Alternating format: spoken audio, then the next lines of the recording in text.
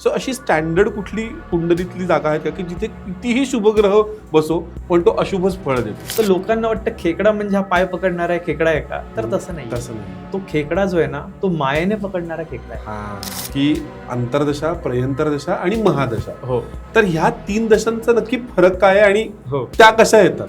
शनी हा वाईट ग्रह नाहीये, तो पापग्रह आहे, क्रूर कठोर डिसिजन घेणार आहे, पण तो तुम्हाला जीवनाचं सत्य दाखवणारा ग्रह आहे. की मंगळाची रास आहे मेष हो. आणि मेष राशीची लोक आता 7:30 मध्ये एंटर करतात.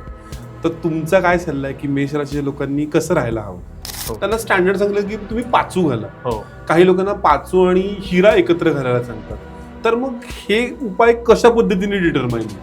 तसंच जर शनी अष्टमात असेल तर ते मृत्यूचं स्थान आहे, त्यामुळे तो त्या व्यक्तीला दीर्घायुपणा पण देतो. ओ बर बर बर बर. व्ययस्थानात म्हणजे 12व्या स्थानात जर का केतू असेल, 12वं स्थान हे बेसिकली शेवटचं व्ययस्थान, मीन राशीचं, कालपुरुषाच्या राशी, तर त्या व्यक्तीचा शेवटचा मानवी जन्म आहे.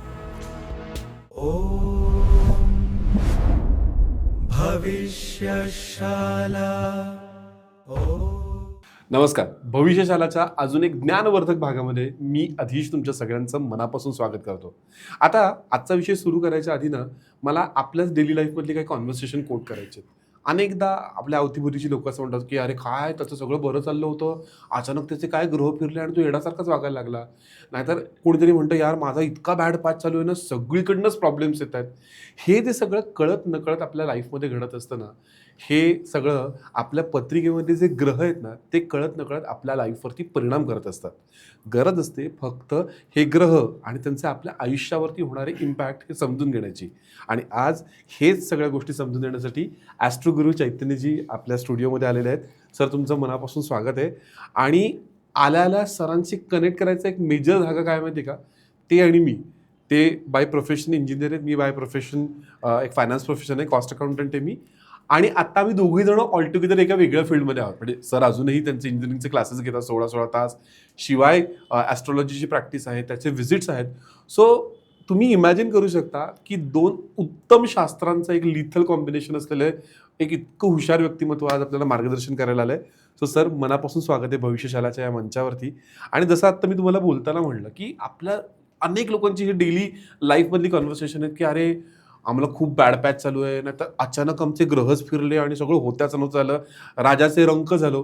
सो हे जे सगळे जे ग्रह आपल्या आयुष्यावरती इम्पॅक्ट करतात ते ॲक्च्युली आपल्या पत्रिकेमध्ये कसे येतात? ओके, सर्वात प्रथम धन्यवाद. आणि आपण मला खूप छान संधी दिली आहे या प्लॅटफॉर्मवरती माझी ॲस्ट्रॉलॉजी रिलेटेड मतं मांडण्यासाठी. जे ग्रह आहेत ना ते सर्व फिरत असतात, मुवमेंट करत असतात, मोशनमध्ये असतात. जसं आपण एक ॲस्ट्रॉलॉजीमध्ये टर्म पण येते गोचर भ्रमण. गो म्हणजे ग्रह, ते फिरत असतात, पण त्याचा आपल्या जीवनावर प्रभाव कसा, तर हे समजून घेण्यासाठी आपण जाणूया आपल्या प्रत्येकाची एक कुंडली असते. बरोबर. म्हणजे बर्थ डेट, लोकेशन, टाइम या 3 गोष्टी आपण काढतो, त्याच्यावरनं पत्रिका काढली जाते. जेव्हा आपला जन्म होतो त्या जन्माच्या वेळी असलेली स्थिती ह्याचा आपल्या आयुष्यावरती प्रभाव होत असतो. बरोबर बरोबर. आणि त्यावेळी प्रत्येक ग्रहाची एक पोझिशन असते. बरोबर. तो ग्रह कुठल्या तरी राशीमध्ये, नक्षत्रामध्ये, कुठल्या तरी स्थानामध्ये असतो. आणि त्याचा प्रभाव मग ज्योतिषशास्त्राच्या नियमांचा वापर करून आपण ॲस्ट्रॉलॉजिकली त्या व्यक्तीची कुंडली पाहतो. बरोबर. त्यामधून मग त्या व्यक्तीच्या आयुष्यात येणाऱ्या प्रत्येक गोष्टीचा आपण विचार करू शकतो. बरोबर बरोबर. पण हा विचार करत असताना आपल्याला प्रत्येक वेळी त्याच्या स्थानाचा, ग्रहाचा, नक्षत्रांचा आणि ज्योतिषशास्त्राच्या नियमांचा वापर करावा लागतो, एकदम सखोल दृष्टीने. अशा प्रकारे या ग्रहांचा आपल्या शरीरावरती, म्हणजे जेवढे ग्रह आहेत, मनावरती असा इफेक्ट होत असतो. पण मला एक सांगा सर की अनेकदा ना काही चांगले ग्रह आहेत आणि काही तसे हानिकारक ग्रह आपण म्हणू शकतो. तसा ग्रह प्रत्येकच चांगला आहे, पण कधी कधी आपल्या कुंडलीच्या प्लेसमेंटमध्ये सुद्धा खूप मॅटर असतो ना की बाबा तो ग्रह आपल्या कुंडलीतल्या कोणत्या भावामध्ये आहे त्याच्यानुसार त्याचं चांगलं किंवा वाईट इम्पॅक्ट हे ठरतात. सो अशी स्टँडर्ड कुठली कुंडलीतली जागा आहेत का की जिथे कितीही शुभग्रह बसो पण तो अशुभच फळ देतो? हो, नक्कीच नक्कीच. अशी त्रिक स्थान आहेत, म्हणजे 6, 8 आणि 12. 6, 8 आणि 12 ही त्रिक स्थान आहेत ज्योतिषशास्त्रामध्ये. त्याच्यामध्ये बसलेल्या ग्रह थोडे कमकुवत होतात किंवा निगेटिव्ह इम्पॅक्ट देत असतात असं मानलं जातं. म्हणजे षष्ठ स्थानात एखादा ग्रह असेल, त्याची राशी बघणं पण महत्वाचं आहे, पण तो ग्रह आजार दर्शवत असतो, कारण षष्ठ स्थान हे आजारच आहे, हम्म. आपल्याला होणारे आजार आहे. हम्म. इव्हन जिम सुद्धा डिटर्मिनेट करतं षष्ठ हम्म. स्थान. हम्म. षष्ठ स्थान आपलं अर्थ त्रिकोणाचं पण स्थान आहे, हम्म. पण ते आजार दर्शवत असल्यामुळे म्हणून निगेटिव्ह. हम्म. अष्टम स्थान जे दुसरे असतं, निगेटिव्ह स्थान येतं, ते मृत्यूचं स्थान असं मानलंय. पण मृत्यू काय एक्झॅक्ट मृत्यू नाही, त्याला असं समजायचं आपल्याला की मृत्यूतुल्य वेदना, हा, मरणप्राय वेदना. मरणप्राय वेदना म्हणजे कठीण वेदना, म्हणजे त्या असहनीय वेदना. आणि 12वं स्थान जे व्यय आहे हम्म. ते बेसिकली खर्च, कोर्ट केस किंवा पोलीस स्टेशन हम्म. या सर्व गोष्टींना दर्शवत असतं. हम्म. म्हणून या त्रिक स्थानांमध्ये, या 3 स्थानांमध्ये जर जास्तीत जास्त ग्रह असतील हम्म. तर निगेटिव्ह इफेक्ट येऊ शकतात, पहिली गोष्ट. हम्म. पण त्याचा सुद्धा पूर्ण डिटेलमध्ये जर अभ्यास केला, हम्म. अनालिसिस केलं, हम्म. तर आपल्याला एक्झॅक्टली कळेल की यांचे किती निगेटिव्ह इफेक्ट येतील. याच्यामध्ये सकारात्मकता पण आहे. ज्या गोष्टीमध्ये आपण नकारात्मकता बघतोय हम्म. त्याच्यामध्ये सकारात्मकता पण लपलेली आहे. आहे. असं आहे. पण मला सांगा की आता तुम्ही 6, 8, 12 ही स्थानं सांगितली, तिथं हो. काही अनिष्ट ग्रह असतील हो. किंवा असे ग्रह असतील की जे आपल्याला त्रास देऊ शकतात, तर मग त्याला तुमच्यामध्ये कशा प्रकारचे रेमेडीज करायला पाहिजेत? म्हणजे काही मंत्र उच्चारण करायला पाहिजे, काही स्टोन घालायला पाहिजेत, काही डेली प्रॅक्टिसेस करायला पाहिजेत. हाऊ डू यू, म्हणजे तुम्ही कसं कन्सल्ट करता तुमच्या? नक्की खूप छान क्वेश्चन आपण विचारलाय. 6, 8, 12 ही जी स्थान आहे, या त्रिक स्थानांमध्ये जर एक ग्रह असतील, जे ग्रह असतील, नॉर्मली शास्त्राचा नियम आहे की त्यांचे रत्न वापरू नयेत, कारण ते नकारात्मक ऊर्जेला अजून वाढवतील किंवा निगेटिव्ह इफेक्ट्स वाढवू शकतात. अच्छा. त्यामुळे इन जनरल त्या स्थानात बसलेल्या राशींच्या स्वामींचे किंवा ग्रहांचे रत्न रिकमेंड केले जातात, म्हणजे जे 6, 8, 12 मधले आहेत ते त्यांचे. ओके. पण त्याच्यासाठी पण अपवाद असे की इतर शुभ ग्रहांची दृष्टी कशी आहे त्याच्यावर, किंवा त्या ग्रहांच्या राशी पत्रिकेत कुठे आहेत याचा पण विचार करावा लागतो. कुठले उपाय द्यायचे झाले ना, तर पहिली गोष्ट आपल्याला ही बघावी लागते की त्या व्यक्तीला प्रॉब्लेम कुठला आहे. म्हणजे त्या प्रश्नाचा कोश समजावा लागतो. त्याचा मानसिक प्रॉब्लेम आहे का, शारीरिक आहे का, फक्त ग्रहांचा प्रभाव झाल्यामुळे तो गोंधळला आहे. आता एक एक्झाम्पल देतो. जसं षष्ठ स्थानात राहू असेल, तर षष्ठ स्थानात राहू असेल तर षष्ठ स्थान आजारच आहे. तर अशा व्यक्तीला असा आजार झाला एखादा की तो असाध्य आहे, किंवा मेंटल स्ट्रेन, किंवा राहू कसा भ्रम निर्माण करणार आहे, मानसिक त्रास होऊ शकतात. षष्ठ स्थान हे आपल्या रिपू स्थान आहे, म्हणजे शत्रूचं पण स्थान आहे. हिडन एनिमीज असतात, हिडन एनिमीजमुळे पण त्रास होऊ शकतो अशा व्यक्तींना. मग ह्यावेळी त्या व्यक्तीला जे रेमेडीज सजेस्ट करावे लागतात, त्याला त्याची मानसिकता जी असते ती खूप मिसबॅलन्स झालेली असते. त्यामुळे त्याला मानसिक शांततेवरती कसं अलाइन करता येईल ह्या दृष्टीने आपल्याला रेमेडीज द्यावे लागतात. आणि याचे इफेक्ट प्रकर्षाने जेव्हा येतात तेव्हा सध्याची टाइमलाईन आपल्याला बघावी लागते की सध्याचा गोचर ब्राह्मणाचा त्या व्यक्तीवरती काय प्रभाव होतोय, किंवा सध्या तिची दशा कुठली चालेल, ह्यांचा पूर्ण सखोल अभ्यास करून आपण त्यांना रेमेडी असे सजेस्ट करत असतो. आता तुमच्या बोलण्यामध्ये खूप छान शब्द आला की त्या ग्रहाची दशा कोणती चालू आहे. तर आम्ही ना कोणत्याही दशेच्या बाबतीत 3 शब्द ऐकलेले आहेत, की अंतर्दशा, प्रयंतरदशा आणि महादशा. तर ह्या 3 दशांचा नक्की फरक काय आहे आणि त्या कशा येतात? बरोबर. प्रत्येक ग्रहाचा ना एक टाइम झोन आहे. म्हणजे जसं मी फॉर एक्झाम्पल पनवेलवरून पुण्यापर्यंत प्रवास करायला सुरुवात केली, तर प्रत्येक वेळी कधी मला घाट लागला, कधी मला बोगदा आला, कधी हायवे आला फॉर एक्झाम्पल, तर त्याचा टाइम झोन वेगळा होता. बरोबर. जसं रवीची दशा, त्याचा एक स्पेसिफिक वेळ आहे. ओके. शुक्राची दशा, त्याचा एक स्पेसिफिक 20 वर्षाचा कालावधी आहे. शनीची दशा, अशा प्रत्येक ग्रहाच्या नवग्रहाच्या 9 दशा आहे. ओके. म्हणजे त्याला आम्ही जर सिक्वेन्स मध्ये मांडलं तर असं बोलतो के शू र च म रा गुशभू. काय के शू र च म रा गुशभू. आता हे इनिशियल नाव आहे. के म्हणजे केतू, शू म्हणजे शुक्र, र म्हणजे रवी, च म्हणजे चंद्र. आणि याच सिक्वेन्स मध्ये माणसाला दशा येत असतात. आता या ज्या दशा येतात त्या दशा महादशा म्हणजे मेन ग्रहाची दशा, त्याच्यामध्ये परत अंतरदशा, विदशा, प्रतिअंतरदशा, प्राणदशा अशा 5 कॅटेगरी पर्यंत जातात. बापरे. आणि जे अगदी प्राणदशेचे दिवस असतात ना, ते हार्डली 2 दिवस 3 दिवस, म्हणजे एक्स्ट्रीम मायन्यूट लेवलला आपण त्याचा स्टडी करू शकतो.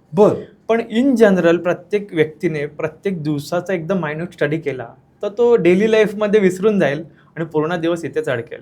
म्हणून त्याला एक जवळपास 2 ते 3 महिन्याचा साधारण स्पॅन.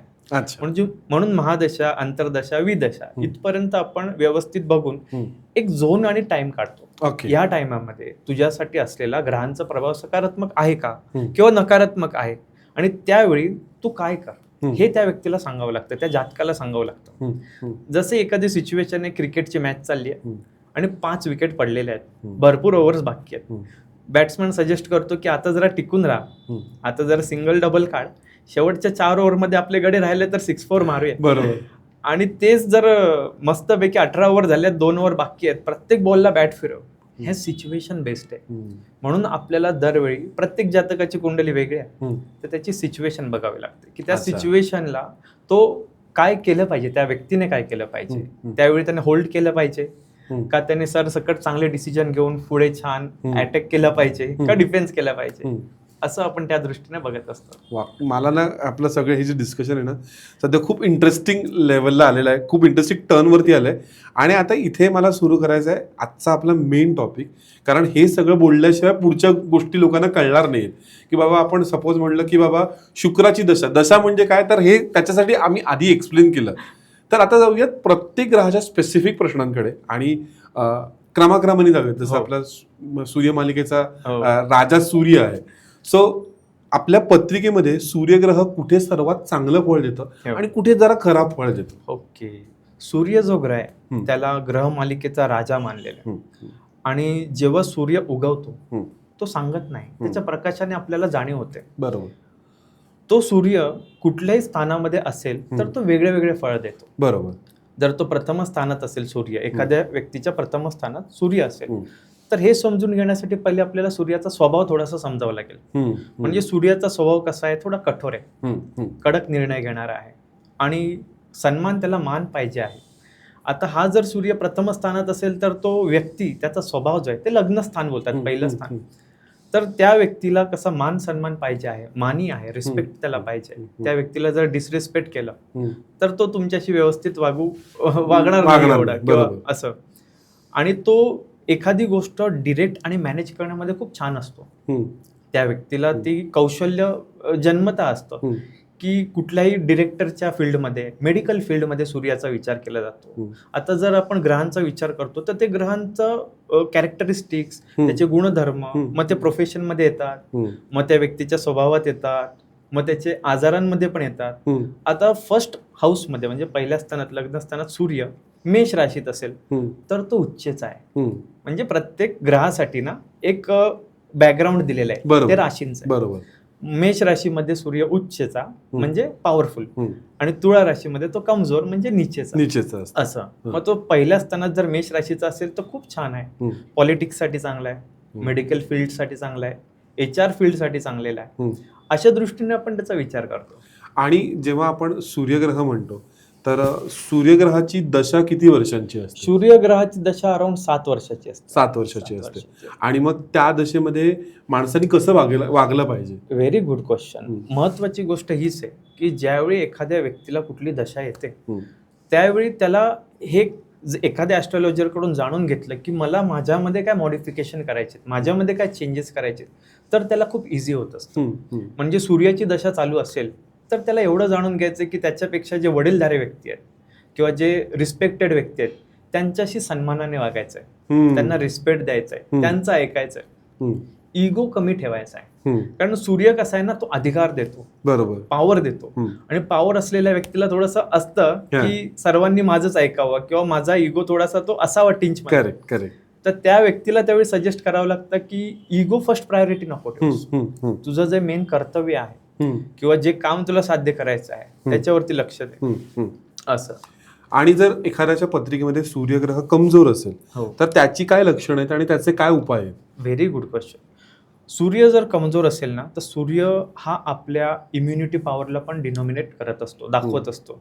आता कोविडमध्ये तुम्ही बघाल की भरपूर लोकांना इम्युनिटी या विषयावरती खूप त्रास होत होता. त्याच्यासाठी जेवढे पण औषधं वगैरे घेत होते ते इम्युनिटी बुस्टर होते. आणि आपल्या शरीरात असलेली जी इम्युनिटीची लेवल आहे त्या व्यक्तीच्या, ज्याच्या पत्रिकेत सूर्य तुळा राशीत कमजोर आहे, तर त्या व्यक्तीला सजेस्ट करावं लागतं की तुझी इम्युनिटी तू कशी व्यवस्थित ठेवशील याच्याकडे स्पेसिफिकली काळजी घे. म्हणजे फॉर एक्झाम्पल बाहेर प्रवास करताना पाण्याची तुला लगेच ॲलर्जी होते, सनस्ट्रोक येतोय आणि आता क्लायमेट किंवा ऋतू तोच चाललाय, तर तू त्याच्याबद्दल काळजी घे, छत्री घे किंवा बाहेर जाताना तू टोपी घाल किंवा डिहायड्रेशन पासून स्वतःला वाचव.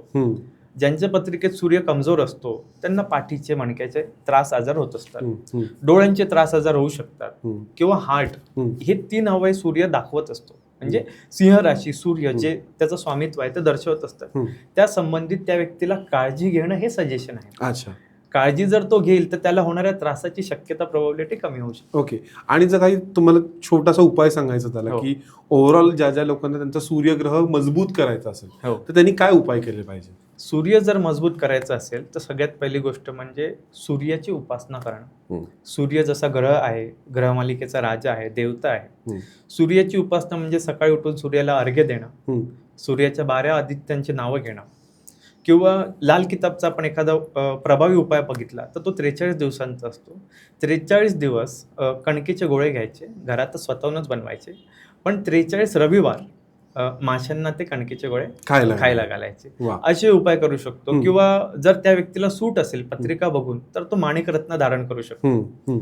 असे रेमेडीज आपण त्यांना सजेस्ट करू शकतो. पण ते ऑब्व्हियसली प्रत्येकाची इंडिव्हिज्युअल पत्रिका बघून ते बघणं 100%. जर का हा सूर्य शनी सोबत असेल तो ऑलरेडी याच्यात युतीचा तापच आहे, पिता पुत्र आहे, ते तापच आहे. त्याला संघर्ष योग आम्ही ऍस्ट्रोलॉजिकली नाव दिलेलं आहे. मग त्या व्यक्तीला जेव्हा जेव्हा आयुष्यामध्ये मान अपमानाचे प्रसंग भरपूर येतात, जेव्हा जेव्हा तो प्रगती करायला जातो तेव्हा शनी आणि सूर्य एकमेकांना थोडासा संघर्ष क्रिएट करतात. असे इफेक्ट्स होतात. ओके. आणि त्या संघर्षाच्या पुढच्या टप्प्यावरती जाऊयात आणि जाऊयात अशा एका ग्रहाकडे की जे आपल्या मनाचं कारकत्व आहे, तो म्हणजे चंद्रग्रह. सो चंद्रग्रह पत्रिकेच्या कोणत्या घरामध्ये सर्वात उच्च आणि चांगलं फळ देतं आणि कुठे जरा नीच फळ देतो, जरा मानसिक त्रास देतो, आता अशी कोणती स्थान आहे? अशी जर स्थानं विचार केली तर षष्ठ स्थान, अष्टम स्थान आणि व्ययस्थान. ओके. आता बेसिकली चंद्राचा जर विचार केला तर तो ग्रहमालिकेतला खूप महत्वाचा ग्रह आहे. तो 2.25 दिवसाला एक राशी बदलत असतो. फास्टेस्ट मुव्हिंग प्लॅनेट आहे आणि त्याचा आपल्या मनावरती प्रभाव होत असतो. म्हणजे आपल्या मनाचा जर विचार केला तर आपल्या मनामध्ये भरपूर थॉट्स येत असतात. बरोबर. आणि जे पापग्रह आहेत बेसिकली म्हणजे राहू, केतू, शनी, हे सगळे चंद्रालाच म्हणजे मनाला पिडत असतात. शनीने जर पिडलं तर तो व्यक्ती निगेटिव्ह होईल. बरोबर. राहूने म्हणजे चंद्रावर प्रभाव केला तर तो व्यक्ती भरकटेल. बरोबर. अशा पद्धतीने मंगळाने प्रभाव केला तर तो रागीट तापट होईल. बरोबर. पण जर स्थानांचा विचार केला तर स्थानांनुसार विचार करता तर षष्ठ स्थानामध्ये जर चंद्र असेल तर त्या व्यक्तीला पाण्याचे आजार, संसर्गजन्य असे आजार त्रास होत असतात. आणि दुसरी गोष्ट जर तो युतीमध्ये असेल, चंद्र शनी युतीमध्ये असेल तर त्यांना इंडायजेशनचे त्रास होतात. कारण की आपण बोलतो कालपुरुषाच्या कुंडलीमध्ये षष्ठ स्थान हे पोटाला, आतड्यांना दाखवत असतं. मग अशा व्यक्तींनी जरी व्हाईट कलरचे फूड्स इंटेक केले, म्हणजे जसं की पनीर खाल्लं, दूध प्यायलं, त्यांना एक तर नॅचरली ते आवडत नाही, आणि जर आवडत असेल आणि कधी खाल्लं की त्याचा त्यांना त्रास होत असतो. अच्छा. मग त्यांना ह्या गोष्टीबद्दल अलर्ट करावं लागतं किंवा सांगावं लागतं की तुम्ही याची काळजी घ्या. आणि चंद्राची दशा किती वर्षांची असते आणि त्याच्यामध्ये काय काळजी घ्यायला पाहिजे? चंद्राची दशा 10 वर्षाची असते. अच्छा. आणि त्या 10 वर्षामध्ये त्या व्यक्तीला त्याच्या मनस्थितीची महत्वाच्या दृष्टीने काळजी घ्यावी लागते. कारण चंद्राचा स्वभाव कसा आहे, भावनिक आहे, इमोशनल आहे आणि हळवा पण आहे. आता त्याची जी राशी आहे ती कर्क राशी आहे आणि कर्क राशीचा सिम्बॉल आहे खेकडा. तर लोकांना वाटतं खेकडा म्हणजे हा पाय पकडणारा खेकडा आहे का, तर तसं नाही. तो खेकडा जो आहे ना तो मायेने पकडणारा खेकडा आहे. जसं एखाद्या व्यक्ती आपल्याला आपल्या कचाड्यातून जाऊन देत नाही तसा तो खेकडा आपल्याला, आपण म्हणतो एक वेळ कचा भांडणारा माणूस परवडला, पण हे अति प्रेम करणारी लोक परवडत नाही. मग अशी व्यक्ती एवढे इमोशनली तुमच्याशी अटॅच होतात की त्या 10 वर्षात त्यांच्या इमोशन्सचा बॅलन्स बिघडू शकतो. मग तो चंद्र कुठल्या स्थितीत, कुठल्या युतीत, कुठल्या नक्षत्रात आहे याचा परत डीप डिटेल स्टडी करून आपण विचार करून त्या व्यक्तीला रेमेडी सुचवत असतो. अच्छा. अष्टम स्थानात चंद्र असेल, मी एक पत्रिका आता रिसेंटली पाहिली, तर अष्टम स्थानात चंद्र मंगळ, चंद्र नेपच्यून अशी युती होती आणि त्या व्यक्तीचा पाण्यात बुडण्याचा 2 वेळा योग आलेला आहे. बापरे. आणि तो व्यक्ती वाचला सुदैवाने, कारण तिथे गुरुची दृष्टी आहे. म्हणजे अशा वेळी जेव्हा अष्टम स्थानात ग्रह असतात ना ते फार भयानक असतात. बरोबर. ते फार भयानकरित्या निगेटिव्ह इफेक्ट देऊ शकतात. अच्छा. त्यामुळे सकारात्मकता वाढवणं आणि त्या व्यक्तीला मग सजेस्ट करणं की बाबा पाण्याच्या ठिकाणापासून थोडं लांब राहा किंवा या ॲलर्जीज तुला दरवेळी होत आहेत पाण्यात जेव्हा जेव्हा जातोस, तुला म्हणजे 1-1.5 महिना फक्त डेंजर ॲलर्जीज होत आहेत, तर हे तू टाळ, हे सजेस्ट कर. आणि जसं आपण सूर्याच्या वेळेला बघितलं होतं की जसं तुम्हाला एक साधा सोपा उपाय सांगायचा झाला चंद्रग्रहासाठी, तर तो काय असेल? चंद्रासाठी मी खूप छान उपाय सांगेन, तो म्हणजे मेडिटेशन करणं. वा. कारण की मनस्थिती आपली बॅलन्स कधी राहील जेव्हा आपण खूप चांगल्या मेंटल स्टेटमध्ये असू, आणि मनाला बॅलन्स करणं खूप कठीण आहे. म्हणजे आपण जर एखाद्या व्यक्तीचं मन किती वळवण्याचा, स्वभाव बदलवण्याचा प्रयत्न केला तो लगेच होणार नाही. तो स्वतःचा स्वभाव बदलू शकतो, अपडेट करू शकतो. बरोबर. पण हे त्याला रिअलाइज होत नाही, कारण प्रभाव ग्रहांचा, पापग्रहांचा त्याच्या मनावर होत असतो. मग जर तो मेडिटेशन करेल तर राहू काय करतो, मनावरती प्रभाव त्याला भरकटवत असतो, वेगळे वेगळे विचार आणून त्याला त्रास देत असतो. तर त्या झोनमधून तो इमोशनल बॅलन्स त्याचा व्यवस्थित तुटतो. आणि त्याला अजून एक चंद्राचा रेमेडी मी भरपूर लोकांना सजेस्ट करतो, की तुम्ही तुमच्या शरीरातलं जे वॉटर लेवल आहे, जलतत्व आहे, ते मेंटेन ठेवण्याचा प्रयत्न करा. म्हणजे पाणी व्यवस्थित पाणी व्यवस्थित प्या, कारण आपलं शरीर आहे याच्यामध्ये पाण्याचा संबंध भरपूर आहे. पाण्यापासून, जलतत्वापासून बनलेलं आहे. ब्लड सर्क्युलेशन होतंय, आणि जेव्हा मनावर प्रभाव होतो ना, तेव्हा अशी व्यक्ती पाण्याचंच इंटेक कमी करतात. बरोबर. आणि मग ते डिहायड्रेशन, मग इतर त्रास हे सर्व होतात. जेवढं तो ब्रेन डिहायड्रेशन पासून वाचवेल, तेवढंच त्याचं मन सुद्धा व्यवस्थित स्थितीमध्ये राहील. I think this is very important thing. आणि याच नोटवरती आता जाऊयात पुढच्या ग्रहाकडे. जेव्हा लग्न ठरवायचं असतं ना, तेव्हा हा ग्रह सगळ्यात पहिल्यांदा फोकसमध्ये येतो, तो म्हणजे मंगळ ग्रह. मंगळ ग्रह आपण मागच्या वर्षी बघितलं, मंगळाचं वर्ष होतं, अनेक ठिकाणी जाळपोळ झाले, युद्धाच्या परिस्थिती झाल्या होत्या. सो जेन्युअनली मंगळ ग्रह तसा आहे का, आणि तो आपल्या पत्रिकेमध्ये कुठे सर्वात उत्तम फळ देतो आणि कुठे जरा नीचेचं फळ देतो? मंगळ जो ग्रह आहे ना, त्याला लोकांनी खूप चुकीच्या पद्धतीने समजले की एक्झॅक्टली. इव्हन मला असं सांगायचं की मंगळ हा ना आपल्या शरीरात असलेल्या रागाला दाखवतो. बरोबर. पण तो राग पण व्यक्तीमध्ये असावाच की योग्य बेसिकली ती रग आहे काहीतरी करून, ती एनर्जी आहे. आणि मंगळ उच्चेचा असतो मकर राशीमध्ये. आता मकर राशीतच उच्चेचा का? कारण मकर राशीचा पण एक स्वभाव आहे. बरोबर. तो कसा आहे, कुठल्याही गोष्टीमध्ये ना अडथळे निर्माण होत असतात मकर राशीत. मग मंगळ जेव्हा त्या राशीत जातो, त्याला चॅलेंजेस आवडतात. तो चॅलेंजेस घेतो आणि त्या चॅलेंजेसला पार करत पुढे जातो. आणि तोच कर्क राशीमध्ये मंगळ नीचेचा असतो, म्हणजे कमजोर असतो, कारण ती जलतत्वाची राशी आहे, चंद्राची आहे. आणि मंगळाचा स्वभाव कसा उग्र आहे, तापट आहे, आणि तो अग्नितत्वाचा ग्रह जर या जल राशीत पडला तर असं झालं बॉम्ब पाण्याखाली आहे. मग अशी लोक काय करतात की त्यांचा राग जो असतो ना, समोर व्यक्त नाही करत. आज भांडण झालं की 10 दिवसांनी ते विषय काढतात. आणि विवाहाच्या दृष्टीने जर आपण याचा मंगळाचा विचार केला तर त्याची एक स्पेसिफिक स्थान आहेत, जसं की पहिल्या, दुसऱ्या, चतुर्थ, षष्ठ, सप्तम, अष्टम आणि व्यय अशा स्थानांमध्ये जर मंगळ असेल, व्यय म्हणजे 12 स्थान, या स्थानांमध्ये जर मंगळ असेल तर त्याच्या दृष्टीने, त्याच्या प्रभावाने तो इफेक्ट करत असतो मॅरेज लाईफमध्ये, मॅरिड लाईफमध्ये. मग त्या व्यक्तींना किंवा हजबंड आणि वाईफला सांगावं लागतं की अरे याची एनर्जी खूप जास्त आहे, किंवा तुझा जो हजबंड आहे ना तो मंगळासारखा म्हणजे लगेच रिस्पॉन्ड करणार आहे, लगेच त्याला राग येतो, पण थोड्या वेळाने शांत पण होतो. त्यामुळे त्याच्या शब्दांना नको बघूस, तू त्याच्या भावनांना महत्व दे. अच्छा. आणि मंगळाचं जे वय आहे ते 28 वर्ष आहे. अच्छा. आता चुकीचा समज असा असतो की पहिले काय करायचे की वयाच्या खूप लवकर लग्न व्हायचं. बरोबर. 12व्या, 14व्या, 16व्या वर्षी ती मुलं मंगळ प्रधान असायची, त्यामुळे एनर्जी खूप असायची. कुठली गोष्ट मला तू नको, सोडून द्यावीशी, असं झटपट डिसिजन घ्यायची, तोंडात येईल तसे वागायचे. तर जेव्हा जेव्हा ती एनर्जी 28 एज पर्यंत येते, ती नॅचरली कमी होते. अच्छा, म्हणून तो मंगळाचा जोडीदार हवा, म्हणजे त्या एनर्जीज एकमेकांना पूरक करतात. मला असं वाटतं आपल्या इथे ना बऱ्याच गोष्टींना लॉजिक न समजून घेताना नुसतं एक म्हणतो ना सांगायचं म्हणून सांगण्यात आलेलं आहे, त्याच्या मागचं लॉजिक कळलं की मग त्या गोष्टी बरोबर कळतात. एक्झॅक्टली. आणि हा जो मंगळ ग्रह आहे, हा जर एखाद्याच्या पत्रिकेमध्ये खराब असेल तर त्याची काय लक्षण आहे? जर मंगळ खराब असेल तर मंगळ खराब असतो जसं की कमजोर असतो कर्क राशीमध्ये. आता कर्क राशीमध्ये मंगळ असेल तर त्या व्यक्तीला डिसिजन घेताना कॉन्फिडन्स थोडा कमी असतो, भीती फार वाटते, अक्षरशः हाताला घाम येतो कुठली गोष्ट करताना, आणि त्याचे घेतलेले डिसिजन तो फार विचार करून घेतो आणि ते बरेचदा चुकतात पण. म्हणजे धाडसाचं प्रमाण कमी असतं, कारण मंगळ धाडस दर्शवतो. बरोबर. तसंच मंगळ दर्शवतो भावंडांचं सुख, गाडी वाहनचं, प्रॉपर्टीचं सुख, आणि शेजाऱ्यांच्या बद्दल, नातेवाईकांबद्दल यांमध्ये असलेल्या ज्या त्रुटी आहेत त्या थोड्याशा कमी, त्यांच्या सुखामध्ये थोडीशी कमतरता येते. बरोबर.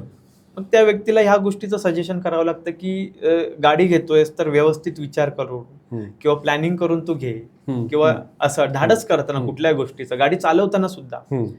आता तो कमजोर असल्यामुळे तो व्यक्ती जर चिडला तर कधी अचानक फार जोरात गाडी चालवतो, रागाच्या भरात, कारण त्याचा राग हा दबलेला असतो, त्याला तो फ्रीली एक्सप्रेस करता येत नाही. या दृष्टीने त्याला सजेस्ट करावं लागतं. आणि जर मंगळ ग्रह मजबूत करायचा असेल तर काय उपाय काय आहेत त्याचे? मंगळ ग्रह जर मजबूत करायचा असेल तर मारुतीची उपासना करावी, कारण मारुती देवता अतिशय धाडसी, बुद्धिमान, सर्वांना म्हणजे चतुर आणि अशी देवता आहे. हम्म. तर त्यांनी मारुती भगवान हनुमानांची उपासना करावी, हनुमान चालिसा किंवा भीमरूपी भीमरूपी हा.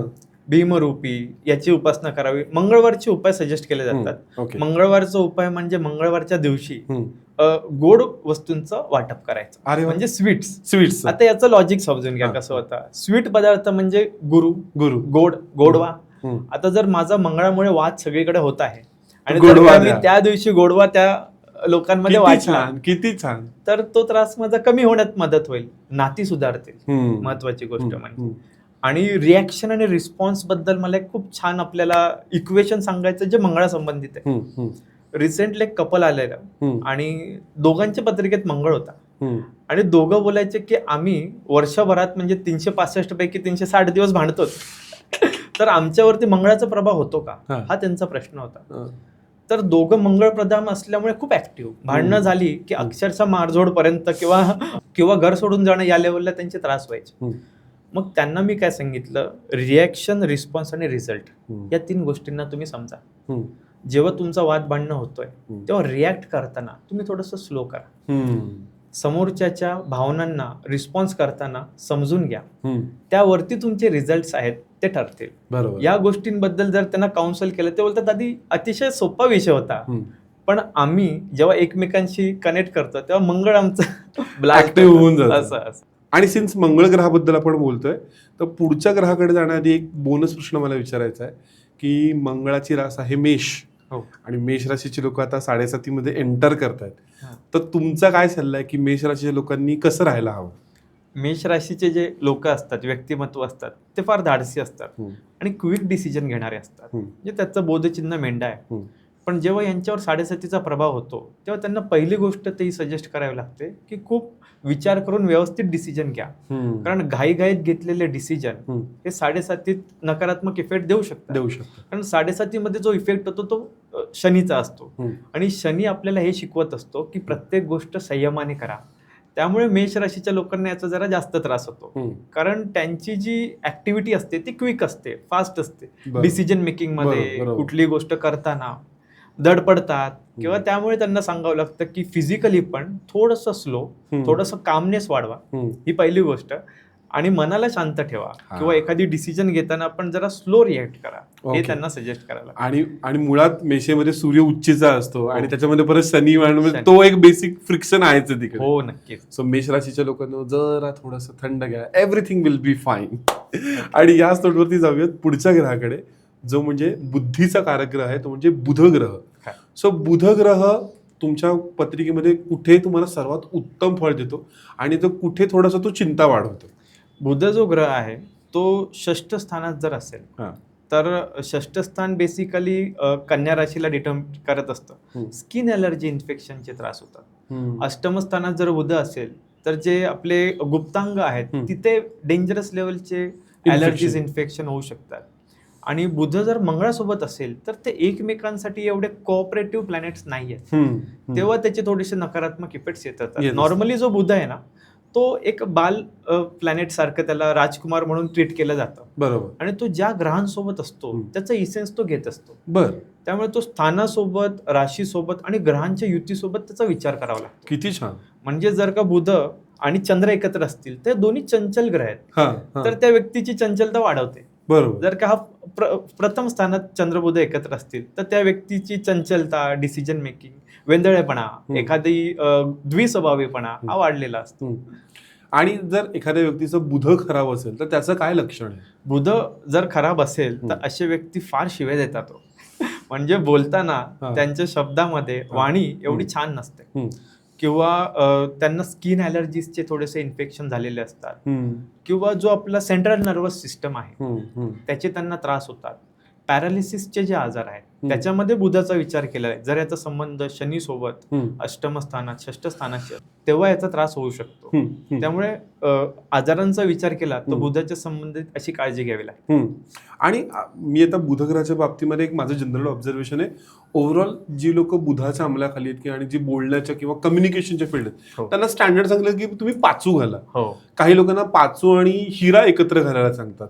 तर मग हे उपाय कशा पद्धतीने डिटरमाइन होतात? ते पर्टिक्युलरली एखाद्या व्यक्तीची पत्रिका बघूनच आपण सजेस्ट करू शकतो. अच्छा. आता जसं जे एखादा ज्योतिषी आहे, लेखक आहे, कवी आहे किंवा टीचर आहे, हे लोक बोलून त्यांची कामं करतात. बरोबर. बोलण्याने ते व्यक्त होतात, वाणीने त्यांची कामं होतात. तर त्याच्यात असं झालं पाहिजे की ती वाणी प्रभावी असली पाहिजे. एखादा व्यक्ती आहे तो कन्सल्टंट काउन्सिलर म्हणून काम करतोय, पण 2 तासाचं सेशन केल्यानंतर त्याचे जर क्लायंट कन्वर्ट होत नसतील म्हणजे त्याची वाणी तेवढी प्रभावी नाहीये. तो प्रभाव वाढवण्यासाठी किंवा त्याला मदत करण्यासाठी त्याला बुधाचा ग्रह 5 असं सजेस्ट केलं. पण जर तुम्हाला ओव्हरऑल सांगायचं झालं की आपल्याला, कारण असं कोणतंच फील्ड नाही की जिथे तुम्हाला आजकाल कम्युनिकेट करायला लागेल. जर आणि आजकालचा जमाना कसा आहे, जर तुम्ही तुमच्या कामासाठी बोलला नाही तर तुमच्यासाठी कोणी स्टँड नाही घेणार आहे. सो जर एखाद्या व्यक्तीला त्याचा बुधग्रह पक्का करायचा असेल, मजबूत करायचा असेल, तर त्याच्यासाठी काय उपाय आहे? त्याच्यासाठी खूप प्रभावी उपाय. आता बुध जो ग्रह आहे ना, त्याचा विचार बुद्धीचा म्हणजे गणपती बाप्पाशी जोडलेला आहे. बरोबर. आणि याचा जरा अजून डीप मध्ये आपण विचार केला तर आपल्या बॉडीमध्ये टोटल 7 चक्र आहेत. त्या 7 चक्रातलं जे सगळ्यात रूट चक्र आहे, मूलाधार चक्र आहे, त्याची देवता गणपती बाप्पा आहे आणि ही बुद्धीची देवता आहे. बरोबर. म्हणजे त्या मूलाधार चक्राला जर आपण ट्रिगर केलं किंवा बॅलन्स केलं तर आपल्याला डिसिजन घेताना खूप छान मदत होते. आपले फॉर्म डिसिजन असतात. बरोबर. बुद्धी स्थिर असते, बुद्धीची चंचलता कमी होते. बरोबर. म्हणून गणपतीचं अथर्व शीर्ष जे आहे ते रोज पठण करणं खूप उपयोगी ठरतं. म्हणजे गणपती अथर्व शीर्षामध्ये पण तुम्ही बघाल जसे मंत्र रचलेले आहेत, त्याची जी रचना आहे त्याच्यात लम हे अक्षर बरेच वेळा आहे. बरोबर. आणि लम अक्षरच जे आहे ते मूलाधार चक्रावरती त्याचं मेन अक्षर आहे. त्यामुळे ते ट्रिगर करतं आणि आपल्या बुद्धीला स्टेबिलाइज करतं. म्हणून ते कुठेतरी म्हणलं गेलंय ना की नुसतं तुम्ही ते श्लोक किंवा मंत्र म्हणू नका, त्याचं उच्चारण पण व्यवस्थित असलं पाहिजे तर त्याचा फायदा होतो. ऑफकोर्स. क्या बात. 100%. सो याच तोटवरती जायचं आहे आता पुढच्या ग्रहाकडे, की ज्याच्या नावातच त्याचा सगळा अर्थ दडलाय, ते म्हणजे गुरुग्रह. गुरुग्रह सगळ्यात म्हणतो ना, गुरुग्रह सगळ्यात चांगलं देणारा ग्रह आहे. पण तो सुद्धा पत्रिकेच्या अमुक एका स्थानी आला किंवा अमुक एका स्थानावरती त्याची दृष्टी असली की तो खराब फळ देऊ शकतो आणि कुठे तो सर्वात चांगली फळं देतो. गुरुचा जर विचार केला तर गुरुचा ज्योतिषशास्त्रात असा विचार केला की तो स्थाननाशक आहे. म्हणजे दिव्याखाली अंधार. जसं आपण एखादा दिवा लावला तर त्याच्या खाली अंधार आणि बाकी सर्वत्र प्रकाश. ज्योतिषशास्त्रातला सर्वात शुभ ग्रह म्हणजे गुरु. बरोबर. आणि गुरु जो आहे तो एक दिशादर्शक ग्रह आहे. बरोबर. ज्या व्यक्तीच्या आयुष्यात गुरु आहे, दिशादर्शक व्यक्ती आहे, मेंटर आहे, त्याच्या आयुष्यातले बरेचसे प्रॉब्लेम्स कमी झालेले असतात. आणि गुरुची उपासना साधना जर करायचा विचार केला तर गुरुची उपासना म्हणजे त्याचा स्वभाव, रंग, देवता यानुसार रेमेडीज केले जातात. मी थोडंसं याच्यावरती अजून तुम्हाला एलॅबोरेट करून विचारतो. तुम्ही सांगितलं आता की गुरुग्रह हा स्थाननाशक आहे. म्हणजे नक्की काय? सपोज आता गुरु जर पहिल्या घरामध्ये असेल तर पहिलं घर कशाचं द्योतक असतं आणि स्थान नाशवतो म्हणजे नक्की काय होतं? पहिल्या स्थानात जर गुरु असेल आणि ऑफकोर्स त्याच्या राशीचा आपण नंतर विचार करू तर तो व्यक्ती हेल्दी असतो. गुरु आहे ना, तो आपल्या शरीरात असलेल्या चरबीला डिटरमाइन करत असतो, दर्शवत असतो. मग त्याची स्थूलता असते, वजनदार व्यक्तिमत्व असतं. त्यामुळे त्याच्या लग्न स्थानात प्रथम स्थानात जर गुरु असेल तर तो व्यक्ती हेल्दी झाल्यामुळे त्याला डायबिटीस सारखे त्रास आजार होऊ शकतात. अच्छा. कारण गुरु हा शुगरला पण डिटरमाइन करतो, त्याला दर्शवत असतो. बर. थायरॉइडला दाखवत असतो स्त्रियांमध्ये. त्यामुळे त्यांना थायरॉइडची काळजी घ्या. घरात जर का शुगर किंवा थायरॉइडची हिस्ट्री असेल तर तुम्ही व्यवस्थित वर्कआउट करा आणि आरोग्याची काळजी घ्या, हे त्यांना सजेस्ट केलं जातं. अच्छा. हाच गुरु जर सप्तम स्थानात असेल तर सप्तम स्थान असतं लाईफ पार्टनरचं स्थान. बरोबर. लाईफ पार्टनरच्या ठिकाणी जर तो तिकडे बसला तर मग तिकडे काय होतं माहितीये का, थोडंसं इगो क्लॅश होतो. अच्छा. आता हा कसा होतो तर गुरु हा ज्ञानाचा पण कारक आहे. बरोबर. ज्ञानाचा आहे. तर दोघं जेव्हा एकमेकांना ज्ञान देत असतात तेव्हा थोडासा इगो मध्ये येतो, त्यामुळे थोडेसे वाद होऊ शकतात. बापरे. पण मग आता जर एखाद्याला त्याचा गुरुग्रह मजबूत करायचा असेल, बलवान करायचा असेल तर त्याचे काय उपाय आहेत? गुरुग्रह जर मजबूत बलवान करायचं असेल तर गुरुप्रधान व्यक्तीची किंवा देवतेची उपासना साधना करणं. श्री स्वामी समर्थ महाराज, दत्तगुरु किंवा गजानन महाराज किंवा कुठलेही जे फिजिकल गुरु असतील यांची श्रद्धेने उपासना साधना करणं हा सगळ्यात छान उपाय. तसंच गुरुचा वार गुरुवार आहे, गुरुचा रंग पिवळा आहे, त्यामुळे पिवळ्या गोष्टींचं गुरुवारच्या दिवशी दान करणं किंवा पिवळी डाळ बघा आपण पाहतो दत्तगुरूंच्या मंदिरात दान केलं, बरेच लोक दान करतात असं. किंवा जे शैक्षणिक संस्था आहेत तिथे जे व्यक्ती, जे मुलं आहेत अशी जे गरजू आहेत त्यांच्या शिक्षणासाठी त्यांना थोडंसं डोनेशन करणं, हे सगळे प्रभावी उपाय ठरतात. थोडक्यात तुम्ही ज्ञान जेवढं पसरवाल ते पसरवण्यासाठी जेवढी मदत कराल हा. तेवढं चांगलं आहे. तसंच गुरुचा जर विचार केला तर गुरु हा एक शुभ ग्रह आहे, सर्वात शुभ ग्रह आहे. त्यामुळे आपलं आचरण पण शुभ आपण किती करू शकतो, सुधरवू शकतो, याच्याने गुरु आपल्याला ग्रोथ देऊ शकतो. बरोबर. गुरु आपल्या आयुष्यात करिअर, मॅरेज, एज्युकेशन, संतती या सर्व ग्रोथ होणाऱ्या गोष्टी दाखवत असतो. म्हणजे करिअर जर ग्रोथ झालं तर आपल्याला छान होईल, बरोबर. मॅरेज झाल्यानंतर पण ग्रोथ होते, बरोबर. संततीनंतर ग्रोथ होते. म्हणून ह्या गुरुचे उपाय करत असताना गुरुप्रधान व्यक्तीची उपासना साधना, गुरुवारचे उपाय, या सर्व गोष्टी सात्विक दृष्ट्या कशा करता येतील. अगदी बेसिक काही नाही तरी किमान जे गुरुतुल्य व्यक्तिमत्व किंवा त्यांचा अनादर न करणे हे सुद्धा खूप महत्वाचं आहे. कारण आजकाल ती एक फॅशन झाली की खरंय. एखाद्या गुरुची आणि याची चेष्टा मजाक करणं, हो. पण तो आपण कळत नकळत आपला गुरुग्रह खराब करत असतो. अगदी खरं. That everybody should understand. आणि या सोबत जाऊयात आता त्या ग्रहाकडे की ज्याच्या मागे सगळेजण धावतात, ते म्हणजे शुक्र. लक्झरी प्रत्येकाला हवे, कम्फर्ट प्रत्येकाला हवी, नाव, श्रीमंती, उत्तम पार्टनर, सौंदर्य, हे सगळ्यांनाच हवंय. सो कुठे शुक्र ग्रह सर्वात उच्च स्थानी असतो पत्रिकेमध्ये आणि कुठे तो नीच स्थानी असतो? शुक्राचा जर विचार केला तर तो मीन राशीत उच्चचा असतो. अच्छा. आता मीन राशी ही नॅचरली सौंदर्याची राशी आहे. म्हणजे तुम्ही एअर होस्टेस फील्डमध्ये बघा, फिल्म इंडस्ट्रीमध्ये बघा, किंवा ज्या लोकांना छान चौकी राहणं, मीन राशीचे जसे असतात, सेल्फ पॅम्पर्ड असतात, त्यांच्यामध्ये शुक्र उच्चचा असतो. पण गोंधळलेली जी कन्या राशी आहे त्याच्यामध्ये हा शुक्र कन्फ्युजन स्टेटमध्ये वायू तत्वात आल्यामुळे तो नीचेचा किंवा कमजोर मानला जातो. बर. मग असं काय होतं, जेव्हा शुक्र आपल्या आयुष्यात दर्शवत असतो life partner, opposite gender, physical sex, या सर्व गोष्टी, पैसा, लक्झरी, म्हणजे पैसा असेल तर हौस मौज मजा तर आलीच. बरोबर. तर त्या व्यक्तींच्या लाईफमध्ये जर शुक्र कमजोर असेल अशा व्यक्तींना तर त्यांचे मल्टिपल रिलेशनशिप होतात. तिथे कोऑर्डिनेट करताना त्यांचा बॅलन्स होत नाही. किंवा एखाद्या लेडीज कडून किंवा अपोजिट जेंडर कडून चुकीचे आरोप लावले जातात त्या व्यक्तीवरती, अशा गोष्टी घडताना दिसतात. बर. आणि जर एखाद्याला त्याचा शुक्र मजबूत करायचा असेल तर आता ऑब्व्हियसली तुम्ही आपण सगळेजण इंस्टाग्राम रील बघतोच. सो अनेक जनरलाइज आपल्याला सोल्युशन माहितीच आहेत. बाबा शुक्राच्या याच्यावरती अत्तर लावा, हे करा, हे उपाय आम्हाला माहिती आहेत. पण अपार्ट फ्रॉम दॅट जर तुम्हाला एखादा साधा सोपा उपाय सांगायचा झाला की जो तुमचा शुक्र ग्रह बलवान करू शकतो तर तो कोणता आहे? शुक्राचा वार आहे शुक्रवार. आणि शुक्रवारच्या दिवशी काळे कपडे, डार्क कपडे वापरू नये. कारण शुक्राचा रंग जो आहे तो सफेद आहे, लाईट आहे, क्रीम आहे. ही पहिली गोष्ट झाली, खूप बेसिक आहे. कलर थेरपीचा विचार केला. दुसरी गोष्ट, शुक्र हा एक फेमिनाईन, लेडीज, स्त्री तत्वाचा ग्रह आहे. त्यामुळे तुमच्या घरातल्या जेवढ्या स्त्रिया आहेत त्यांचा आदर करा. म्हणजे बायको असेल, बहीण असेल, मुलगी असेल, आई असेल, यांचा आदर करून तुम्ही शुक्र बलवान व्यवस्थित मेंटेन ठेवू शकता. आणि महत्वाचा उपाय म्हणजे तुमची जी कुलदेवी आहे ती शुक्रासारखी आहे, ती तुम्हाला प्रोटेक्ट करणारी आहे, ती देवी आहे, शुक्राची एनर्जी आहे. म्हणजे शुक्रवारी एखाद्या देवीच्या मंदिरात जाणं आणि त्या ठिकाणी देवीची ओटी भरणं किंवा देवीसाठी काही तिथे भेटवस्तू नेणं, तिकडे देवीचं स्तोत्र पठण करणं, या सर्व गोष्टी शुक्र बलवान करायला मदत करतात. वा. आणि आता जाऊया त्या ग्रहाकडे की ज्याची भीती आज जन्म सगळ्या लोकांना असतो, जो म्हणतो ना दिवसा तारे दाखवतो ग्रह, तो म्हणजे शनी ग्रह. तर डू यू थिंक आपल्या इथे शनी ग्रह लोकांना तेवढा नीट समजलेलाच नाहीये किंवा त्याच्याबद्दल अनेक गैरसमज आहेत? एकदम खरं आहे. नॉर्मली शनीची 7.5, शनीची धैया किंवा शनीची अडीचकी किंवा इतर सर्व गोष्टी दशा, हे बघितलं की माणूस आधीच टेन्शन मध्ये जातो. बरोबर. आणि तिथेच तो चुकतो. शनी हा वाईट ग्रह नाहीये, तो पापग्रह आहे, क्रूर कठोर डिसिजन घेणारा आहे, पण तो तुम्हाला जीवनाचं सत्य दाखवणारा ग्रह आहे. म्हणजे तुम्ही आयुष्यात नियमांचं पालन केलं, तुम्ही सगळ्या प्रोटोकॉल्सला, कायद्याचं पालन केलं आणि कष्ट केलेत तर शनी खूप छान फळ देत असतो. जसं की अमिताभ बच्चन यांना आपण ओळखतो, खूप मोठे सेलिब्रिटी ऍक्टर्स आहेत.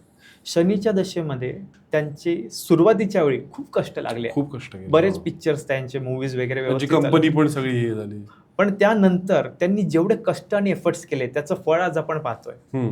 आणि हा प्रत्येकाच्या आयुष्यात जेव्हा शनी येतो ना, म्हणजे शनीची 7.5 लागते, त्यावेळी त्या व्यक्तीची राशी कुठली आहे आणि पत्रिकेत शनी कुठे आहे यानुसार तो रिझल्ट देत असतो. पण मग पत्रिकेमधली अशी कोणती स्थान आहेत की जिथे शनी असला तो खूप चांगलं फळ देतो आणि कुठं असला तर तो सगळ्यात त्रास देतो? नॉर्मली जर विचार केला तर शनी कुठल्याही स्थानात असेल तरी तो थोडेसे तिकडे नकारात्मक प्रभाव देत असतो. प्रथम स्थानात असेल तर व्यक्तिमत्व थोडंसं काटक असतं, पण कष्टकरू सुद्धा असतं. द्वितीय स्थान जे कुटुंबाचं आहे किंवा फायनान्सचं आहे तर तिकडे थोडंसं धनसंबंधित कष्ट लागतात. हम्म. किंवा अष्टम स्थानात जर शनी असेल तर तो ऍक्च्युली आयुर्वेदात खूप लॉंग दाखवतो. म्हणजे एक समज असा पण आहे की जे पापग्रह आहेत, ज्यांना आम्ही मराकेश म्हणून बोलतो, हम्म. मंगळ, राहू, केतू, शनी, हम्म. हे जर 6-8-12 मध्ये असतील तर हम्म. त्यांचे ऑफकोर्स निगेटिव्ह इफेक्ट पण आहेत आणि पॉझिटिव्ह पण आहेत. हम्म. तसंच जर शनी अष्टमात असेल तर ते मृत्यूचं स्थान आहे, त्यामुळे तो त्या व्यक्तीला दीर्घायुपणा पण देतो. ओ बर बर बर बर. आणि जर दशम स्थान असेल तर दशम स्थान हे शनीसाठी बेस्ट स्थान आहे. दशम स्थान दशम best. स्थान हे तुमच्या कर्माचं आहे, कार्याचं आहे. म्हणजे प्रत्येक मोठ्या मोठ्या सेलिब्रिटीज किंवा मोठ्या मोठे जे बिझनेसमॅन आहेत त्यांच्या दशम स्थानात शनीचा संबंध, दृष्टी किंवा नक्षत्राने काहीतरी संबंध आढळतो. हम्म. ते व्यक्ती फार कष्ट करू असतात. कारण त्याला तर नावच कर्मफलदाता आहे ना, आणि जो कर्माच्या स्थानी असल्यामुळे मग तुम्हाला तुमच्या कर्मांचं फळ हे देणारच आहे. 100. आणि ओव्हरऑल आता आपल्या इथे 7:30 किंवा शनीचे अनेक उपाय आपल्याला माहिती की बाबा गरीब लोकांना दान केलं पाहिजे किंवा काळ्या गोष्टींचं हे केलं पाहिजे. अपार्ट फ्रॉम दिस जर अजून एखादा तुम्हाला तुमच्याकडनं एखादा उपाय सांगायचा झाला हो. शनीचा, तर तो काय असेल? माझ्याकडून असा उपाय असेल प्रॅक्टिकली की ज्या व्यक्तींना शनीची दशा चालते ती कशा प्रकारे इफेक्ट पॉझिटिव्ह आणि निगेटिव्ह देते मी दोन्ही सांगतो. हा. जे शनीच्या दशेमध्ये किंवा प्रभावामध्ये कष्ट करतात ना त्यांना शनी खूप छान फळ देतो. म्हणजे ज्या सक्सेससाठी ते ड्रीम करत असतील, त्याचा विचार करत असतील, ती अचिव्हमेंट संघर्षाने देतो. पण जी लोक शनीच्या प्रभावामुळे आळस करतात, सुस्तावतात, फक्त स्ट्रेस टेन्शन घेतात, त्यांना शनीचे अजून नकारात्मक इफेक्ट वाढतात. मग अशा लोकांना सजेस्ट करावं लागतं जे आळस करतायत, उठा आणि जिमला जा. शनी हा पायांना दाखवत असतो. म्हणजे मकर राशी आणि कुंभ राशीचा तो स्वामी असल्यामुळे पायांवर शनी येतो. मग अशी लोक जे आळशी सुस्तावतात ना, वजन वाढतं, पायांवर लोड येतं, पायाचे त्रास होतात. चालल्याने काय होतं माहितीये का, वजन कमी होतं, काटकपणा येतो. शनीला गुरुप्रमाणे राहिलेला आवडत नाही. म्हणजे कष्ट करणं, सतत एंगेज राहणं, त्याच्या कॅरेक्टरिस्टिक्सला फॉलो करणं हे पाहिजे शनीच्या दशेमध्ये किंवा शनीच्या प्रभावामध्ये. तसंच अजून जर प्रभावी असे उपाय पाहिले तर कष्टकरू आणि मेहनती लोक ज्यांना आपण डोनेट करतो ते जे सांगितलंस, तर त्या व्यतिरिक्त तेल जे आहे ते चिकट आहे, शनीप्रमाणे आहे, तर त्याचं दान करणं शनिवारच्या दिवशी. आणि महत्वाची गोष्ट म्हणजे दान करताना पण आपल्याला विचार करायचा आहे की तो व्यक्ती खरोखर गरजू आहे का. एक्झॅक्टली. आणि त्या गरजू व्यक्तीला जर आपण दान केलं तर त्याचे खरे ब्लेसिंग्स जे आहेत, त्याचे जे आशीर्वाद आहेत ते आपल्याला प्राप्त होत. नुसतं दान करणं नाही, ते सत्पात्री दान करणं खूप. एक्झॅक्टली. आय थिंक आतापर्यंत कोणी हे उपाय ह्या पद्धतीने एक्सप्लेन केले नसेल ते तुम्ही करताय. आणि ह्यासोबतच जायचं आहे तर मला पुढच्या ग्रहाकडे, ज्याचं सध्याचं युग आहे, कलियुगाचा राजा म्हणतात ज्या ग्रहाला, तो म्हणजे राहू ग्रह. आणि राहू ग्रहाची पण प्लेसमेंट तुमच्या पत्रिकेमधली खूप महत्वाची असते. कारण इतके आपण रील्स बघतो ना की बाबा ह्या स्थानात राहू असेल तर तुम्हाला तो रंकाचा राजा करतो, तो तुम्हाला रातोरात सक्सेस देतो. तर नक्की काय आहे राहूचं गणित, काय आहे? राहू असा ग्रह आहे ना, तो एक इल्युजन आहे, भ्रम आहे आणि छायाग्रह आहे. बेसिकली राहू केतू दोघं पण छायाग्रह आहे. आणि आपण एका वेब सिरीज मध्ये पण ऐकलं असेल की राहू दसमे तो दुनिया बसमे, हे सांगितलं गेलंय. बरोबर. पण जर दशम स्थानात राहू असेल ना तर तुम्ही खूप ऑर्गनाइज्ड वागला पाहिजे, तर तो सकारात्मक प्रभाव देईल. अदरवाईज तो तुमच्या प्रोफेशनला अल्टर करत राहील किंवा तिकडे फ्लक्च्युएशन्स वाढवेल. आणि ऑफकोर्स जर दशम स्थानात राहू असेल तर चतुर्थ स्थानात केतू येईल, कारण की ते एकमेकांपासून 180 डिग्रीवरती असतात. बरोबर. त्यामुळे चतुर्थ स्थानात जर का केतू आला तर मग ते सुखाचं स्थान आहे, ग्रहाचं आहे, तर फॅमिलीपासून, कुटुंबापासून लांब जाण्याचे त्या व्यक्तीला योग येतात. आणि त्यानंतर सकारात्मक प्रभाव. म्हणजे राहू जो ग्रह आहे तो बेसिकली मनावर खूप प्रभाव करतो आणि प्रचंड भीती निर्माण करतो. त्यामुळे व्यक्तीचं भीतीच्या दृष्टीने किंवा घाबरून चुकीचे निर्णय घेणं, सतत भ्रमात राहणं किंवा रिलेशनशिप मध्ये असताना गोंधळ निर्माण होणं, या सर्व गोष्टींचा प्रभाव राहूमुळे होत असतो. एखाद्या व्यक्तीच्या चतुर्थात राहू असेल तर करिअर बद्दल, शिक्षणाबद्दल त्याचं थोडंसं भ्रमच निर्माण होतो, हे करू का ते करू असं होत असतं. लग्न स्थानात राहू असेल तर ते व्यक्ती खूप स्मार्ट असतात आणि ते समोरच्याला कधी हे त्यांनाही कळणार नाही. म्हणजे हे चांगलं कुठे होईल जर तो व्यक्ती जादूचे प्रयोग वगैरे करत असेल, तो हिप्नोटिस्ट असेल, त्याच्यासाठी तो चांगला आहे. पण तेच एखाद्या चोराने हे कामात वापरला तर त्याला नकारात्मक इफेक्ट येईल. द्वितीय स्थानात जर राहू असेल तर द्वितीय स्थानातला राहू तो व्यक्ती कुठल्या तरी लबाड गोष्टी करून धन प्राप्ती करणं या गोष्टीकडे कळतो. आणि एक गोष्ट सांगायची होती, जर षष्ठ स्थानात राहू असेल तर षष्ठ स्थान बेसिकली आजारच आहे. अशा व्यक्तींचे ना हिडन शत्रू असतात. आणि दुसरी गोष्ट अशी होती की जेव्हा आजार त्या व्यक्तींना होतो, आजार झाल्यानंतर ते कधी कधी डॉक्टरांकडे जातात ना, तर योग्य निदान होत नाही. हे मला बरेचदा आढळून आलंय. बर. त्यामुळे अशा व्यक्तींना सजेस्ट करावं लागतं की षष्ठ स्थानात राहू आहे, एखादा रिपोर्ट आलाय ना, घाबरून जाऊ नका, फार पॅनिक सिच्युएशन क्रिएट करू नका. अजून एक तुम्ही सेकंड ओपिनियन घेऊ शकता. म्हणजे सिच्युएशन बेस्ड हे त्यांना सजेस्ट करावं लागतं. बरोबर बरोबर. असे राहूचे इफेक्ट असतात. आणि राहूला जर आपल्याला बलवान करायचं असेल तर काय उपाय करायला पाहिजे? राहूला बलवान करायचं असेल तर राहूसाठी एक खूप छान स्तोत्र आहे, किंवा कालभैरव अष्टक स्तोत्र जे आहे त्याचं रोज पठण करणं, शिवशंकरांची उपासना साधना करणं. राहूमुळे कालसर्प दोषाचा पण विचार केला जातो. आता त्याची जी शांती केली जाते ती पत्रिका पाहूनच सजेस्ट केली पाहिजे. बरोबर बरोबर. आणि त्याचे जे नियम आहेत ते फॉलो केले पाहिजेत. नाही, त्या मला माझ्या डोक्यात हा प्रश्न आहेच आहे. कालसर्प योगावरती मला तुम्हाला प्रश्न विचारा आहेच आहे. पण कालसर्प योग ज्या दुसऱ्या ग्रहामध्ये पूर्ण होतो तो म्हणजे केतू ग्रह. राहू केतू ही जोडी आपण धरतो. पण at the same time Ketu ग्रहाला हेही म्हणलं की तो मोक्षाचा ग्रह आहे. एकदम खरं. तर मग केतूची प्लेसमेंट कुठे आपल्या पत्रिकेमध्ये आपल्याला सगळ्यात चांगली असते आणि कुठे सगळ्यात खराब असते? असं म्हणतात की पहिल्या स्थानात जर केतू असेल तर त्या व्यक्तीचा नवसाने जन्म झालेला आहे. बर बर. आणि चतुर्थ अष्टम आणि व्ययस्थान ही सगळी मोक्ष त्रिकोणाची स्थान आहे. बरोबर. इकडे जर केतू असेल तर त्या व्यक्तीला मोक्ष, अध्यात्म, साधना, कारण केतू बऱ्यापैकी आध्यात्मिक प्लॅनेट आहे. राहूपेक्षा तो थोडासा वेगळा आहे. बरोबर बरोबर. राहूला ड्रॅगॉन्सचं हेड म्हणतात आणि केतूला ड्रॅगॉन्सचं टेल बोलतात. धडाचा भाग आहे, तो सेन्सिटिव्ह आहे. व्ययस्थानात म्हणजे 12व्या स्थानात जर का केतू असेल, 12वं स्थान हे बेसिकली शेवटचं व्ययस्थान, मीन राशीचं, कालपुरुषाच्या राशी, तर त्या व्यक्तीचा शेवटचा मानवी जन्म आहे असं मानलं जातं. कारण मोक्ष स्थानातलं शेवटचं मोक्ष स्थान असल्यामुळे मग स्त्री पुरुष कोणी असू दे, तर केतूचे प्रभाव असे असतात की त्या व्यक्तीला मोक्ष प्राप्ती होण्यासाठी त्या व्यक्तीने जेवढी अध्यात्म, साधना या सर्व गोष्टींना मेडिटेशनला करेल तर खूप छान प्रभाव येत असतात. केतू प्रधान जे व्यक्ती असतात ते नॉर्मली थोडेसे इंट्रोवर्ट अशा पद्धतीमध्ये राहत असतात, आपलं आपलं राहणं आणि डिटॅच असतात. त्यांना कोणा जास्त इन्व्हॉल्व्ह होणं, कोणाशी पटलं नाही पटलं तरी ते आपल्या दृष्टीनेच राहतात. पण मला एक सांगा सर, की आता जसं बाकीचे ग्रह जर खराब असेल तर त्याच्या आयुष्यावरती आपला खूप परिणाम होतो. जसं तुम्ही सांगितलं की बुध ग्रह असेल तर तो माणूस खूप शिव्या देतो. तर केतू ग्रह जर खराब असेल तर मग काय आयुष्यामध्ये काय प्रॉब्लेम येऊ शकतात? केतू ग्रह जर वाईट असेल किंवा खराब कंडिशनमध्ये असेल तर असाध्य आजार होतात, अगदी कॅन्सर सारखे. बरं. केतू हा पायांवरती येतो, त्यामुळे एखादा पायाखालचा किंवा बॉडी पार्ट कट करणं, एवढे डेंजरस इफेक्ट्स केतूमुळे येऊ शकतात. ओके. पत्रिकेत चंद्र केतूची युती असेल आणि स्थानानुसार जर त्याला व्यवस्थित तपासलं तर त्या व्यक्तीला फिट्स येण्याचे त्रास होतात. बर. पॅरालिसिसचे त्रास होऊ शकतात. असे स्किन एलर्जीज इन्फेक्शन होऊ शकतात की जे ट्रीटेबल नाहीयेत. असे त्रास केतूमुळे होऊ शकतात. आणि जर एखाद्याला त्याचा केतू ग्रह जर बलवान करायचं असेल तर त्याच्यासाठी काय उपाय आहे? केतूसाठी आणि राहूसाठी जर विचार केला ना तर ते बेसिकली मनावर म्हणजे चंद्रावर ग्रहण लावत असतात, नकारात्मक इफेक्ट देत असतात. म्हणून मेडिटेशन करणं. आता एखादा व्यक्ती जेव्हा मेडिटेशन करतो त्यावेळी त्याच्या मनात येणारे थॉट्स कमी येतात. दिवसभरात येणारे 60,000 थॉट्स कमी होऊन तो फोकस्ड राहतो. बरोबर. मनातली चिडचिड कमी होते. आणि स्पेसिफिकली जर केतूसाठी उपासना सुचवायची झाली तर गणपती बाप्पाची उपासना करणं, मंगळवारी गणपती बाप्पाच्या मंदिरात जाऊन दुर्वांची एखादी जुडी वाहणं. आणि सगळ्यात प्रॅक्टिकल उपाय म्हणजे केतूचा जो प्रभाव आहे तो आंधळ्या किंवा ज्या व्यक्तींना एखादा बॉडी पार्ट नाहीये किंवा जे कॅन्सरग्रस्त व्यक्ती आहेत किंवा केतूचा संबंध पाळीव प्राण्यांमध्ये कुत्रा, मांजर यांच्याशी पण येतो, या सर्व लोकांचा ज्यांचा आपण आता विचार करतोय यांच्या ऑर्गनायझेशनसाठी किंवा त्यांच्यासाठी काहीतरी डोनेट करणं हा खूप छान प्रभावी उपाय आहे. किती छान आहे हे उपाय.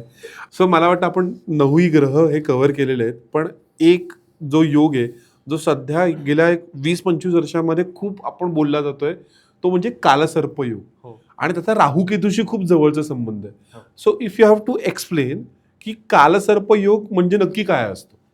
कालसर्प योग जे आहेत त्याच्यात राहूचा जो विचार केलाय तो वडिलांकडच्या फॅमिलीचा, अँसेस्टर्सचा, पूर्वजांचा विचार केलाय. आणि केतूचा विचार आईकडच्या, पूर्वजांचा, अशा पद्धतीने विचार केलाय.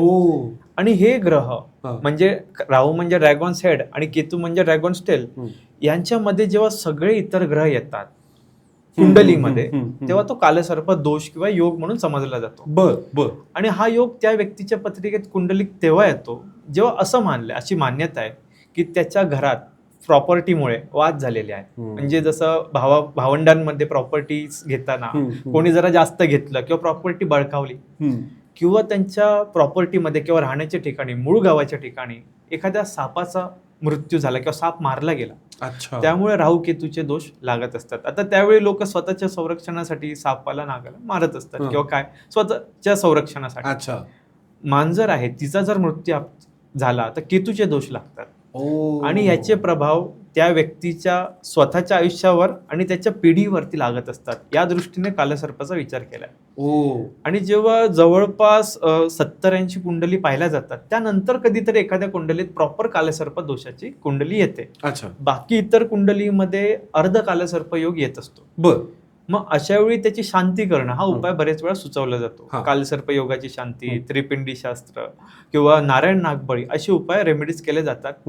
पण त्याही व्यतिरिक्त आपल्याला पहिले नोट करावं लागतं की राहू कुठल्या स्थानात आहे. जर का तो राहू सप्तम स्थानात आहे तर तो मॅरेज रिलेटेड जास्त त्रास देईल आणि त्याच्या पत्रिकेत ऑलरेडी कालसर्प दोष आहे. मग त्या व्यक्तीला जर सप्तम स्थानात राहू आहे तर सजेस्ट करावं लागतं की तू तुझ्या वाईफ सोबत, लाईफ पार्टनर सोबत कुठलेही गैरसमज निर्माण नको करूस. तिच्यावर सारखं डाऊट घेणं किंवा तुझा एखादा बिझनेस पार्टनर आहे, बिझनेसचं पण सप्तम स्थान आहे, तो जर दुसऱ्या अपोजिट कास्टचा असला किंवा दुसऱ्या समाजाचा असला तर उत्तम आहे. कारण राहू हा दुसऱ्या समाजाच्या किंवा कास्टच्या लोकांना पण दाखवतो, रिप्रेझेंट करतो. अगदी आंधळेपणाने त्याच्यावरती विश्वास ठेवू नको, पण अलर्ट पण राहा, असे सजेस्ट करावे लागते. बरं. मला म्हणजे आता हे सगळे 7ही ग्रह झाले, हे झाले, मला कुठेतरी एक विचार असं वाटतं ना की जसं आपण म्हणतो की आपण प्रत्येक जन्म दर जन्म स्वतःला इम्प्रूव्ह करत असतो, बेटर करत असतो. आणि कुठेतरी मी हे पण ऐकलंय की ज्या दशेमध्ये तुमचा मृत्यू होतो त्याच दशेमध्ये तुमचा जन्म देखील होतो. तर ह्या गोष्टीला कितपत तथ्य आहे? हे अगदी खरं आहे. कारण की आपला जो जन्म होतो तो या जीवनसृष्टीला जगण्यासाठी होतो. मनुष्याचा जन्म हा संतती, उत्पत्ती, निर्माण याच्यासाठी होत असतो. बरोबर. आणि जेव्हा त्याच्यावरती ग्रहांचा प्रभाव होतो तेव्हा त्या ग्रहांच्या नोट्सला, त्याच्या प्रभावाला फॉलो करत त्याला ते आयुष्य जगायचं असतं दशेनुसार, गोचर भ्रमणानुसार. तेव्हा त्याला एक गोष्ट लक्षात ठेवायची असते, त्याचं कर्म.